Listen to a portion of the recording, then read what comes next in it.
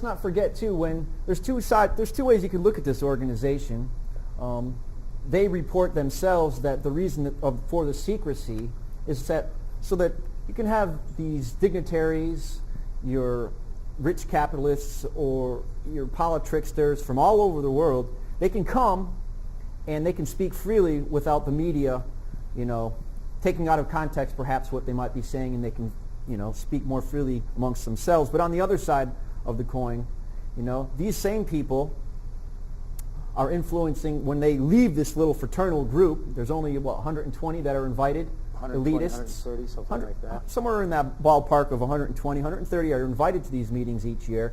And, who are some of the people that were there this year? And we might add, before we mention these people, that our former presidents, they attend these meetings, and because these people are so influential, that they groom the people. They choose the people that are going to work for them, because they are the shadow government, folks. And that's what we need to recognize as, we pursue freedom, liberty in our own country here. Meanwhile, just as this past week, the United Nations is trying to, lay taxes on us. The United Nations right now, as we speak, is in New York, and they're trying to take away our Second Amendment right to bear arms. And if anybody knows anything about why we have the Second Amendment right to bear arms, it's to fight tyranny, the government that exists. Yeah, it's not so you can go out hunting. It's not so that you can, go rob people. It's so that you can protect yourself from tyrants in positions of government. And right now, the United Nations would love to take away all of our weapons and undermine our Constitution so that we would come under the United Nations Charter rather than our Bill of Rights and our Constitution. But that's enough for that right now. That's a whole other side story. But see, there's some of the things going on in our country. And these people in the Bilderberg, well, they branch out and they come back, and they're all members, and I would say mostly members of the Trilateral Commission. Yep, absolutely. Council on Foreign Now Relations. let's see if we got a definition of what the Council on Foreign Relations or the Trilateral Commission is before we get too deep into that. Let's see. Well, some of the attendees, to give a broader base, they are industrialists, they are bankers, they are journalists, or more so the owners of these media sources. The Times, for example, the woman who owns the Times, I don't have her name right in front of me here. She has been an attendee. In 1991, Bill Clinton was in attendance when he was still governor then. Yep. And Jim Tucker and another investigative reporter, these two gentlemen have been following Bilderbergs for at least the last 20 years, both predicted that Clinton would become president. They were Right. just a little surprised that it was only the next year.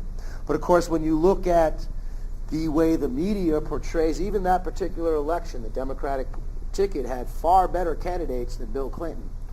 Right. I forget the gentleman's name, but he was very good at economics, and he got very little to no media coverage at all. Bill Clinton got the entire spotlight on him the entire time. Why? Because he's one of their boys. That's what they look for, folks. They don't look for people who are going to stand up and speak out against it, because then you wouldn't be invited to one of these. If your oath of public office is, what I do in private is private, but I'm not going to discuss public policy in private, because that is illegal. And if you have some character, you're not going to do that. You're not going to be invited.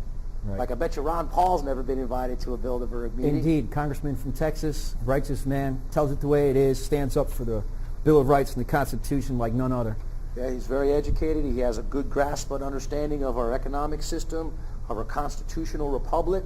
Not a democracy, folks. Constitutional republic. Indeed.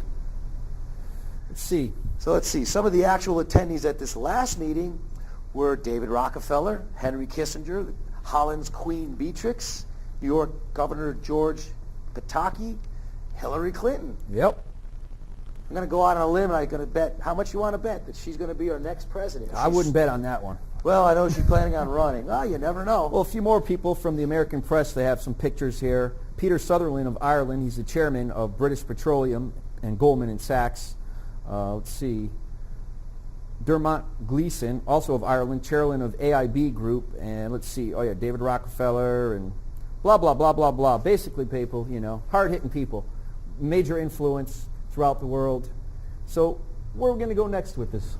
Well, I just definitely want to give Jim Tucker a lot of credit for bringing this to the exposure, because if it wasn't for his diligent work, even the European media would be still ignorant of what is going on. There are people waking up. There's another woman with the Women's International Group, Joan Vion. You should check out her website if you get a chance. She's just a businesswoman in finance. In the early 90s, she started to hear about these Bilderberg World Economic Forum meetings, and she decided that she was going to get involved and start going and attending, and at least going to try to get an inside story as best she could. And yeah, so Joan Vion, that's V-E-O-N, she found out what's going on, and now she's, by God, she's on a mission to tell everyone and anybody who will listen what's going on. Another gentleman who's been outstanding in the field is Alex Jones. 10 years ago, he's been talking about this forever, and he's well documented in research. People, just don't want to hear what he has to say. He's exposed 9/11 for what it is, and for what people don't want to understand it to be, because there's a major burden and responsibility on the free people to hold people accountable for what's going on here. But Alex Jones at Infowars.com, PrisonPlanet.com are two of his websites. You can go and check out some of his reviews on the Bilderberg Group, and he was up there in Ottawa, Canada. And he's just a fantastic reporter. He's full of passion and fire. He's a born-again believer, and he's bringing the truth to the people like, He's got a lot of courage to speak out. He speaks out very directly, and he just pulls no punches. That's it. Now, let's see. This is a copy of the agenda of the meeting back in 2001. Jim Tucker's managed to get a hold of this. I got this out of that book, the Bilderberg Diary. Now, I don't know if you can zoom in this close, but look at who is right up there at the top as one of the speakers at the 2000 meeting. And that just so happens to be our very own Senator Christopher J. Dodd. Indeed. Now, one of the things is, too, folks, that we really should keep in mind is, when they travel, especially in something like this, considering that it is a private meeting, it's supposed to be just a bunch of good old boys getting back, tossing a few shots, swapping stories. That's what they would like everyone to believe. But now, what is his topic here? The new U.S. administration. Wow. Now this was in 2001. Now this was just before. This was in, I'm sorry for this being so blurry, but this was in Sweden, May 2001. You also have part of their other agenda was the European security, defense, identity, and transatlantic security. Rise of China, its impact on Asia and the world, policies for trade, development, and economic growth. But it's whose economic growth is the big question.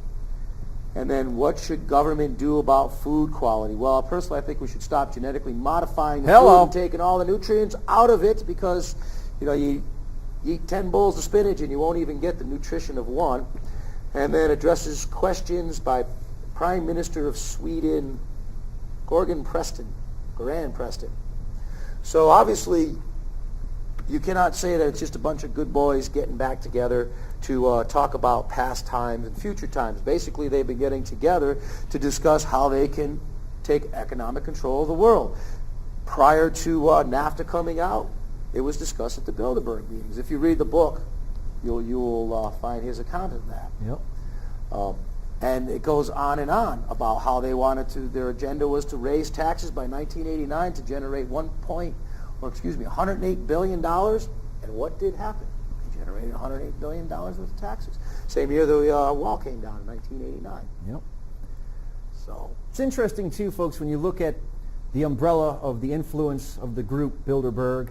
Underneath the Bilderberg, you have the Council on Foreign Relations. The Council on Foreign Relations was incorporated in 1921. Okay. Now, when you look at how they got the finance and where the finance came to support this group, which became known at that time as the Eastern Liberal Establishment. The Eastern Liberal Establishment got its money from the Perkins Group out of Massachusetts. The Perkins Group, the Perkins Syndicate, if you follow it back far enough, you're going to find out that it goes back to the history of the opium trade. Now, basically what you bring involved now is drugs. The opium trade and the money that was made during the 18th and 19th century, where did that money go into today? Today, it's known as the Eastern Liberal Establishment, became the Council on Foreign Relations, incorporated in 1921. The Council on Foreign Relations was responsible for making the blueprint for the United Nations, which is headquartered in New York. Now, why would you want to be involved with a group with the heads of states of countries all around the world